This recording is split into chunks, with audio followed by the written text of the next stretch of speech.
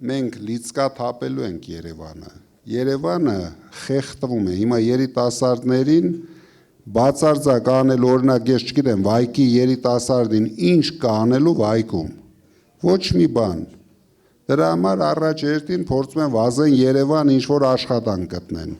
Մենք գնում ենք մարզերը, առաջին հերթին զարգացրելու ենք մարզերը, նույնիսկ այնքան, որ հիմնականում լիցկաթափենք Երևանը,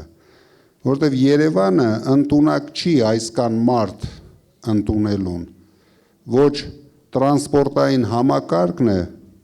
կարողանում, ոչ կոմունիկացիաներն են 65 թվականին կառուցել են կոմունիկացիաները 300,000 բնակչի համար,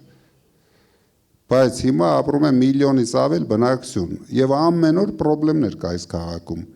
Երևանում կոմֆորտը վերացրել են, ապրելու կոմֆորտը գոյություն չունի։ Մենք անպայման պետք է Երևանը լիցկաթափենք, նույնիսկ մինիստրությունները կտեղափոխենք մարզեր, որ զարգացնենք մարզերը։